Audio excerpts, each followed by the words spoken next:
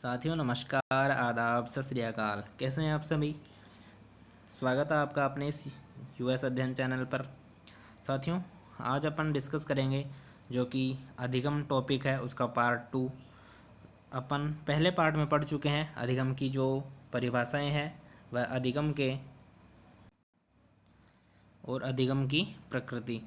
आज अपन इस वीडियो में डिस्कस करेंगे अधिगम की आवश्यकताएं और अधिगम का जो पहला सिद्धांत है उसके बारे में। उससे पहले आपके लिए कुछ आवश्यक जानकारी।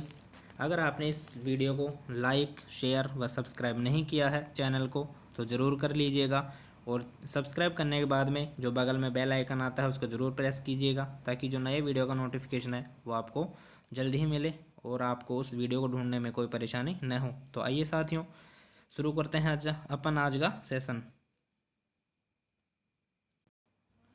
और साथियों, एक आपके लिए आवश्यक जानकारी और, अगर आपको ये पीडीएफ एज इट इज़ ऐसे कैसे चाहिए तो आपको टेलीग्राम पे सर्च करना है यूएस अध्ययन के नाम से, जहाँ पे हमारी ये जो पीडीएफ है वो आपको ऐसे कैसे मिल जाएंगी। तो आज का अपन सेशन शुरू करते हैं। सेशन में आज आपको पहले क्वेश्चन न कराकर आपको कुछ पहले पढ़ाया जाएगा, उसके बाद में अपन जो अंत में है वो क्वेश्चन आंसर डिस्कस करेंगे। तो अपन पहले पढ़ेंगे अधिगम की विशेषताएं कौन कौन सी हैं। तो विशेषताएं अपन यहाँ पे नोट डाउन करेंगे साथ साथ। अधिगम की जो पहली विशेषता है वो है कि अधिगम मानसिक प्रक्रिया है। अधिगम कौन सी प्रक्रिया है? मानसिक प्रक्रिया है जो सिर्फ दिमाग से होता है। दूसरी है अधिगम सार्वभौमिक है, अर्थात सभी जगह होती है और सभी में होती है। ऐसा नहीं कि मेरे में हो रही है, आप में हो रही है, किसी अन्य में नहीं हो रही। सार्वभौमिक अपन दूसरी जगह लिख लेते हैं।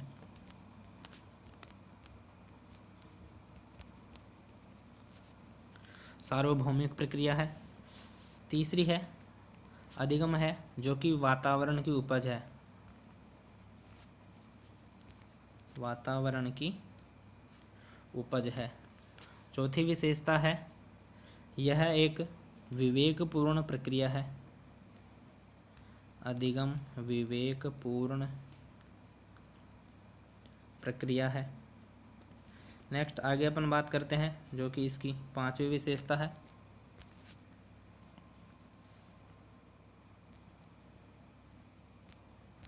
अधिगम अनुभवों का संगठन है। अनुभवों का संगठन है। आप भी साथ साथ लिखते चलिएगा, लिखने से क्या है जल्दी याद होता है। नेक्स्ट है अपना अधिगम में समय लगता है, और ये बहुत ही महत्वपूर्ण है। अधिगम अति शीघ्र नहीं होता है, अधिगम में बहुत समय लगता है। समय लगता है।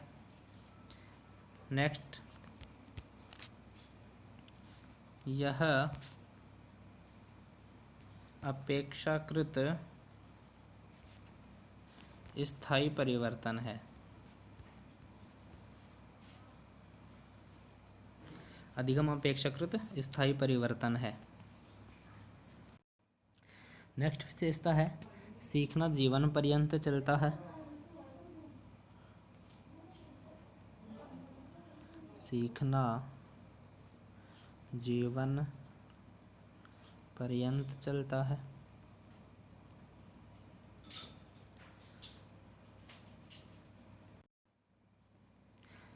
नेक्स्ट है सीखना एक उद्देश्यपूर्ण प्रक्रिया है।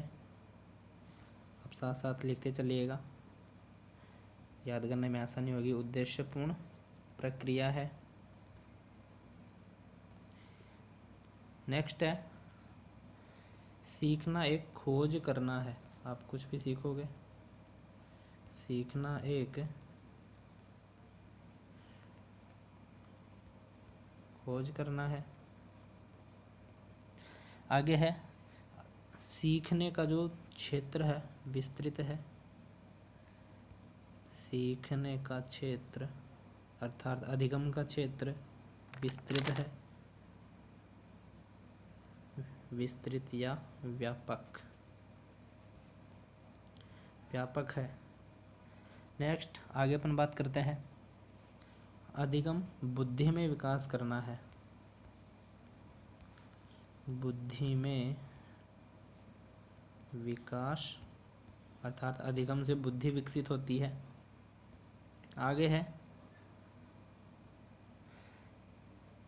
यह समायोजन में सहायक होता है, अर्थात अधिगम समायोजन में, माफ़ कीजिएगा यहाँ से हटा दीजिएगा, समायोजन में सहायक है। तो ये होगी इसकी विशेषताएं। विशेषताओं के बाद में अपन आगे बात करते हैं अधिगम के जो प्रभावित करने वाले कारक हैं, अधिगम को उनकी प्रभावित करने वाले कारक, प्रभावित करने वाले कारक कौन कौन से कारक हैं जो कि अधिगम को प्रभावित करते हैं, तो अपन नोट डाउन करते चलते हैं। पहला है अभिप्रेरणा, अभिप्रेरणा, अभिप्रेरणा हो गया पहला। दूसरा हो गया आयु,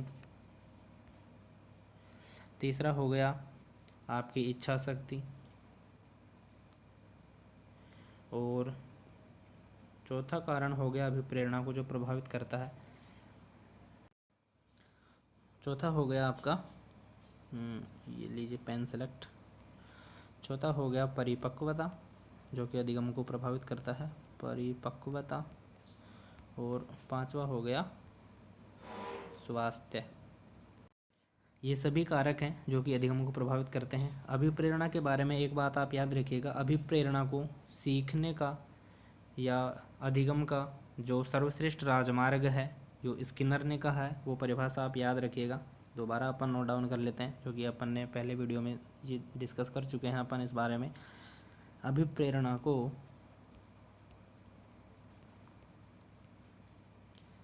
अधिगम का सर्वश्रेष्ठ राजमार्ग बताया है।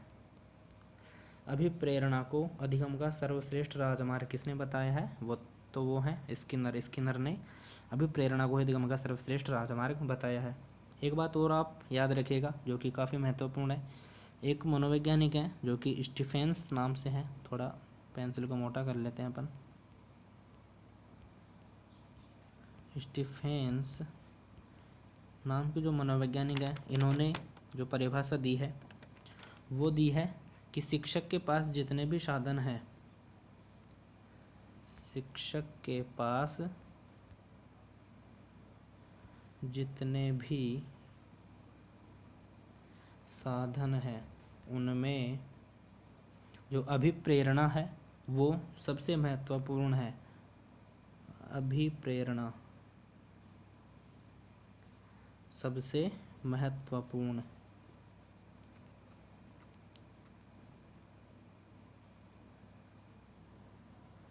शिक्षक के पास जितने भी साधन हैं उनमें जो अभिप्रेरणा है वो सबसे महत्वपूर्ण है, ये दी है स्टीफेंस नामक मनोवैज्ञानिक ने है जो परिभाषा दी है।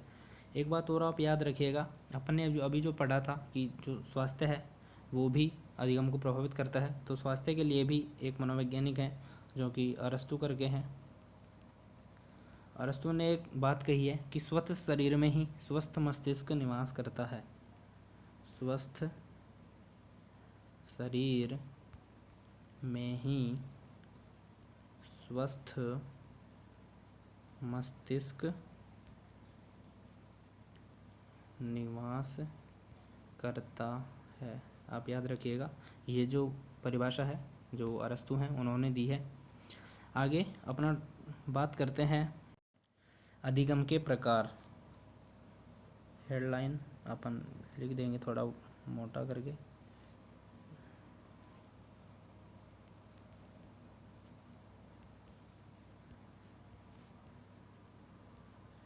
अधिगम के प्रकार। तो अधिगम के प्रकार हैं जो कि 3 हैं। पहला है ज्ञानात्मक अधिगम, और दूसरा है भावात्मक अधिगम,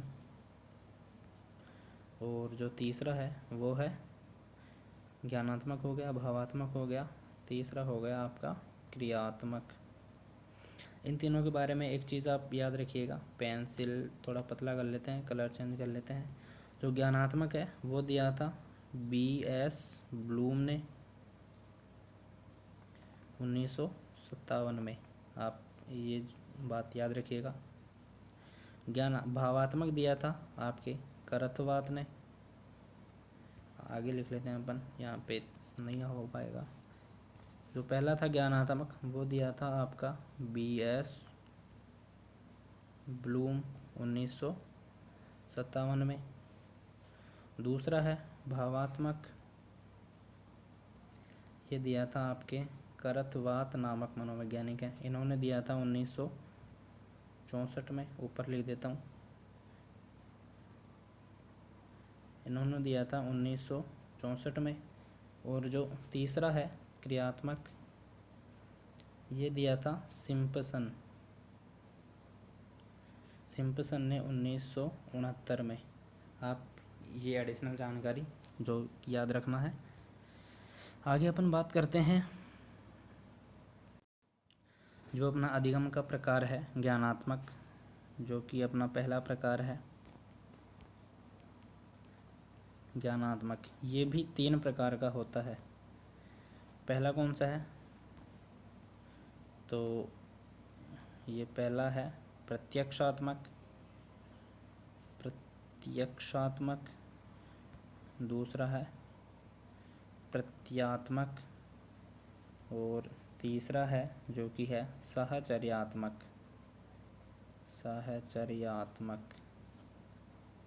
इसको आप एडिशनल जानकारी के रूप में याद रखिएगा, जो कि काफ़ी महत्वपूर्ण है। अधिगम का जो ज्ञानात्मक है उसको 3 प्रकार में विभाजित किया गया है, प्रत्यक्षात्मक, प्रत्यात्मक और साहचर्यात्मक। प्रत्यक्षात्मक है जो कि बालक मूर्त रूप से देख के सीखता है। प्रत्यात्मक में है जो कि बालक अमूर्त चिंतन कर लेता है, उस बारे में अमूर्त रूप से सोच लेता है। और साहचर्यात्मक है जो कि बालक उसको सामने मान करके ही सीखता है। जैसे प्रत्यक्षात्मक में बालक ने कोई भी सामने चीज़ देगी, जैसे हाथी है, घोड़ा है, कुछ भी है, सामने देख के कि हाँ ये हाथी है। प्रत्यात्मक में हाथी का नाम सुनते ही उसके दिमाग में है जो हाथी का वो जो चित्र है वो बन जाता है। साहचर्यात्मक में उसने तस्वीर देख ली हाथी की, तो देखते ही बोल पड़ता है कि हाँ ये हाथी है। तो ये तीनों आपको याद रखना है। नेक्स्ट आगे अपन बात करते हैं जो कि अधिगम को लेके विभिन्न जो व्यवहारवादी हैं, संरचनावादी हैं या संज्ञानवादी हैं, उनकी जो अवधारणाएं हैं अपन उनके बारे में बात करेंगे। तो पहला अपन बात करते हैं जो संज्ञानवादियों की।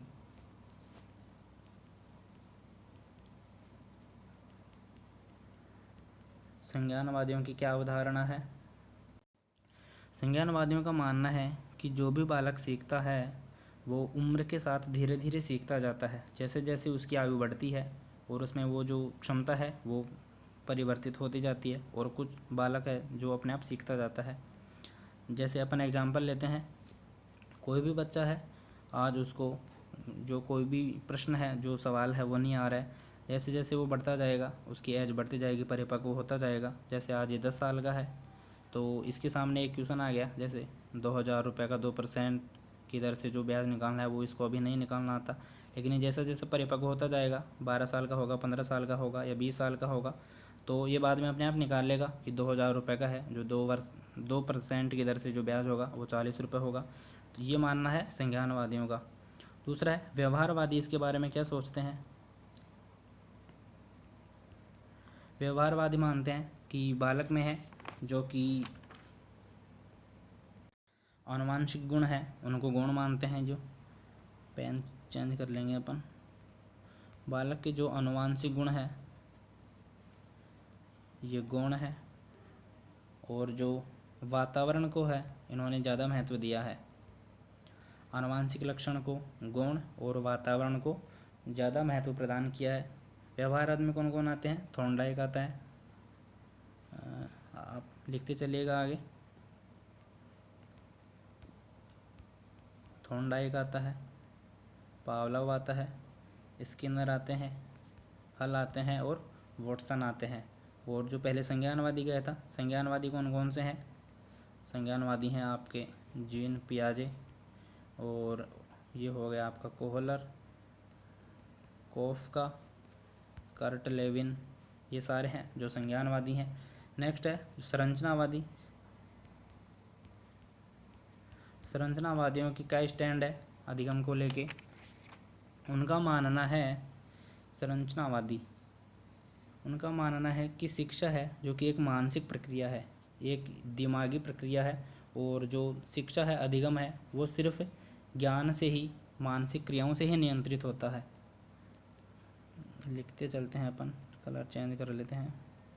मानसिक क्रियाओं से नियंत्रित या मानसिक क्रियाओं से प्राप्त ज्ञान। संरचनावादी में कौन कौन आते हैं? तो ये आते हैं आपके ब्रूनर हो गए, और वुंट हो गए, गार्डनर हो गया, ये सभी हैं जो कि संरचनावादी हैं। संरचनावादियों के बारे में एक बात और आप याद रखिएगा कि संरचनावादियों के प्रयास से ही है जो कि प्रथम मनोवैज्ञानिक प्रयोगशाला स्थापित हुई थी। ये हुई थी आपकी 1887 में, जो कि लिपजिंग शहर है, वो इन्हीं के प्रयासों से जो प्रथम मनोवैज्ञानिक शाला है जो कि वहाँ पे स्थापित हुई थी। आगे अपन बात करते हैं जो कि अपना पहला सिद्धांत है, अधिगम का पहला सिद्धांत है उद्दीपक अनुक्रिया सिद्धांत। इसके उपनाम है, आप उन्हें लिखते चलिएगा, पेन चेंज कर लेते हैं अपन। इसके उपनाम है SR थ्योरी, साथ साथ लिखते चलेगा, SR थ्योरी। नेक्स्ट है इसका संबंधवाद, संबंधवाद का सिद्धांत, या इसको कह दीजिए आप बंध का सिद्धांत, या इसे आप कह दीजिए हर्ष एवं दुख का सिद्धांत, या इसे आप कह दीजिए परिश्रम एवं धैर्य का। ये हैं जो कि इसके उपनाम हैं, इनको आप याद रखिएगा, एग्जाम में कोई सा भी नाम आ सकता है। अपन इसके बारे में डिस्कस करते हैं कि ये वाला जो अधिगम का सिद्धांत है इसमें आखिर है क्या। तो इसके प्रतिपादक तो हैं, प्रतिपादक SR थ्योरी के प्रतिपादक हैं जो कि आपके हैं थॉर्नडाइक,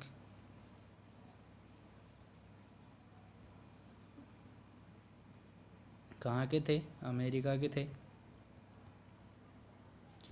किस सन में दिया? तो इन्होंने दिया 1913 में।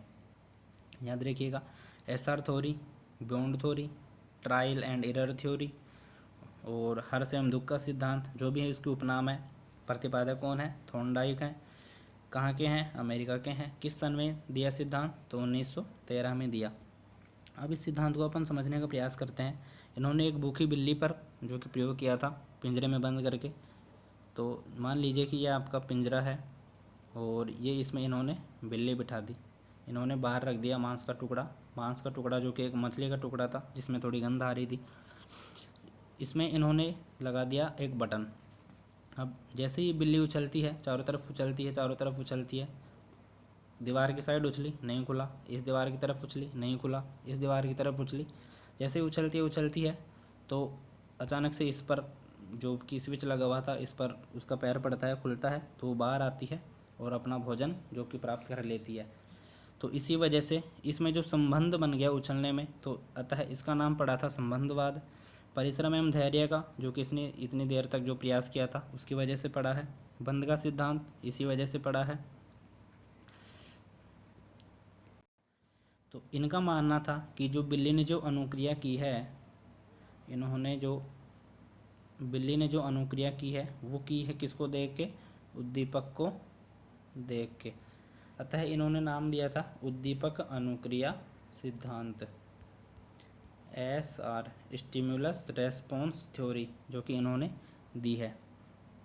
अब इन्होंने जो ये नियम दिया था, इसके पीछे इन्होंने जो 3 मुख्य नियम बताए हैं जो इस सिद्धांत को लेके हैं, उनमें पहला नियम है आपका तत्परता का। बिल्ली है जो कि बिल्कुल तत्पर रहती है, उछलती कूदती रहती है ताकि वो उद्दीपक मिले, जो बाहर मांस का टुकड़ा है, मछली का टुकड़ा है, वो मिले। तत्परता का नियम जो कि पहला है।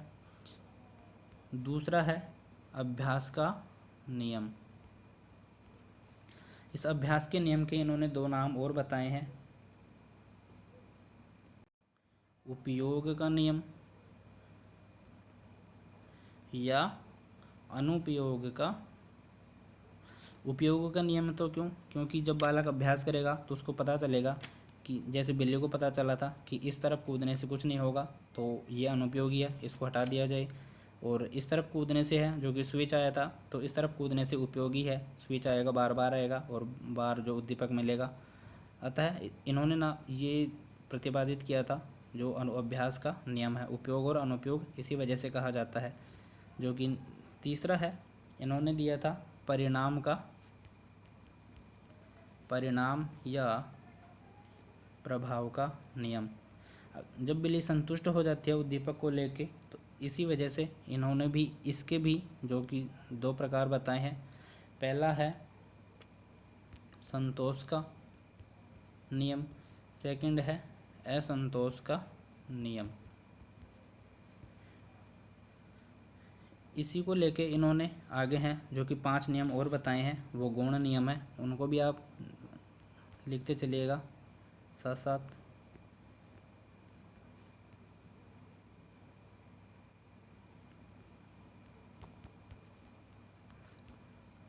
गौण नियम है जो कि 5 हैं और मुख्य नियम थे जो 3 थे। गौण नियम कौन कौन से हैं? उनमें पहला है बहु प्रतिक्रिया का, जो कि बिल्ली है बार बार उछलती है, बहुत बार उछलती है। दूसरा है अभिवृत्ति का,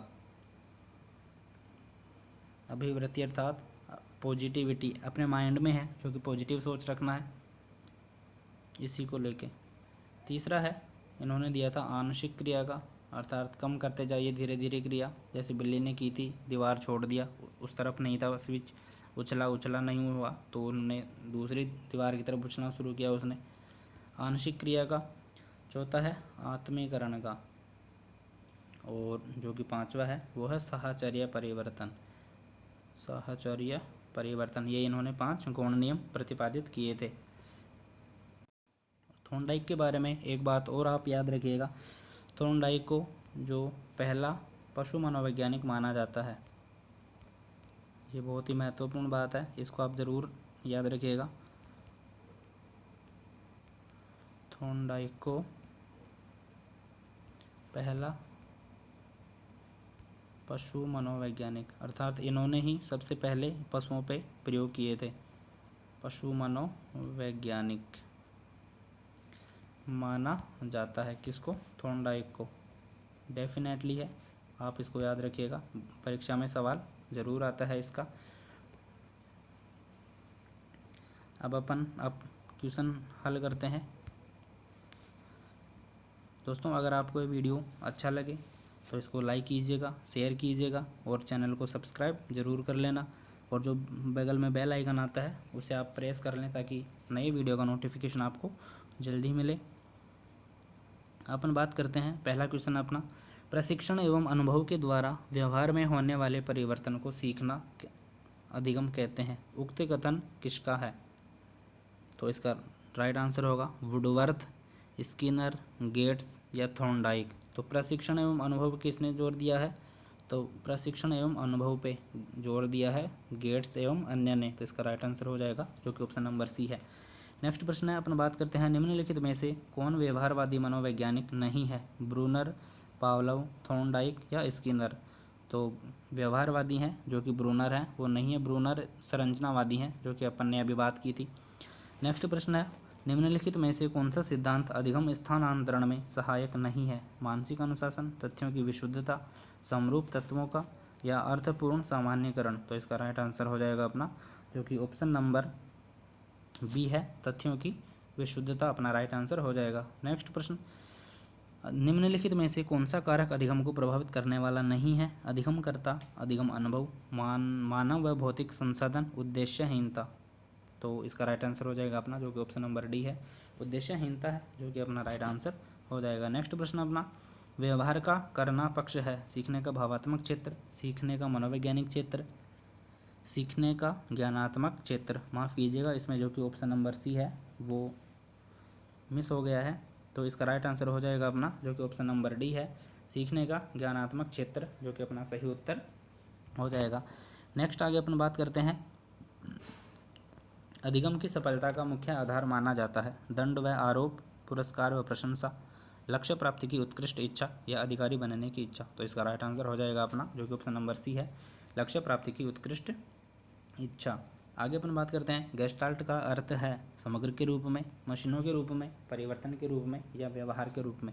तो गेस्टाल्ट का अर्थ है अपना समग्र के रूप में, गेस्टाल्टवादी हैं जो कि समग्रता को प्रमोट करते हैं। नेक्स्ट अपन बात करते हैं, बालक विद्यालय में जीवन शैली सीखता है संवेग से, व्यवहार से, वातावरण से या अनुकरण से। तो इसका राइट आंसर हो जाएगा अपना, बालक विद्यालय में जो अनुकरण से सीखता है, सबको देखता है उनका अनुकरण करता है, तो बालक में उनकी जीवन शैली सीखता है। नेक्स्ट आगे अपन बात करते हैं, फ्रायड ने सबसे अधिक बल दिया है काम प्रवृत्ति पर, रचना प्रवृत्ति पर, समूह प्रवृत्ति पर या संचय प्रवृत्ति पर।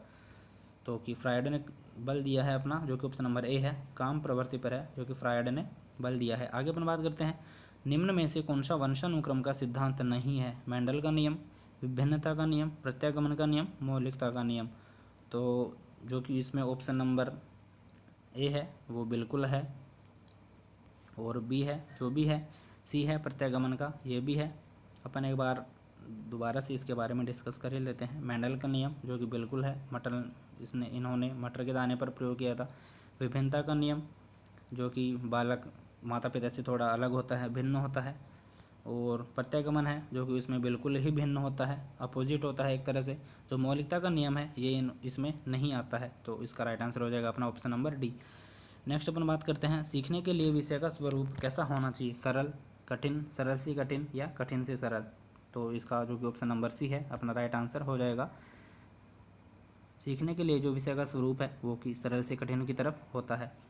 नेक्स्ट अपन बात करते हैं, इनसाइट थ्योरी के प्रयोगकर्ता हैं वर्दीमर, कर्ट लेविन, कोफका या कोहलर। तो आपको याद रखिएगा, अगर प्रयोगकर्ता का नाम आए तो आपका आंसर होगा कोहलर, अगर प्रतिपादक का नाम आए तो आपका होगा वर्दीमर, और जो कि कर्ट लेविन व कोफका है ये दोनों हैं सहयोगकर्ता। आपको इसको याद रखना है, प्रयोगकर्ता कोहलर, प्रतिपादक वर्दीमर, और कर्ट लेविन और कोफका है जो कि सहयोगकर्ता हैं। नेक्स्ट आगे अपन बात करते हैं, गैने के अनुसार निम्न में से सही नहीं है, संकेत अधिगम, श्रृंखला अधिगम, अनुक्रिया उद्दीपक अधिगम या शाब्दिक साहचर्य अधिगम।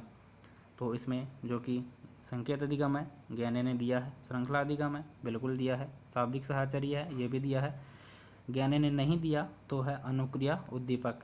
गैने ने कौन सा दिया है, गैने ने दिया है उद्दीपक अनुक्रिया, और इसमें थोड़ा उल्टा है, तो ये वाला ऑप्शन है जो कि अपना राइट आंसर हो जाएगा। आगे अपन बात करते हैं, व्यक्ति में परिवर्तन ही अधिगम है, यह कथन है। तो अपन ने कल ही इसके बारे में डिस्कस किया था, ये जो परिभाषा थी ये दी थी अपने पील नामक जो मनोवैज्ञानिक है इन्होंने दी थी। नेक्स्ट, हर्ष व दुख का सिद्धांत किसकी देन है, स्किनर, पावलोव, हल व थॉर्नडाइक। तो अपन ने अभी है जो कि पहला सिद्धांत अपन ने आज डिस्कस किया है, तो उसमें जो उपनाम है उसका जो कि हर्ष व दुख का सिद्धांत है थॉर्नडाइक के द्वारा दिया गया है। तो ये आप हो गए आज के 15 क्वेश्चन।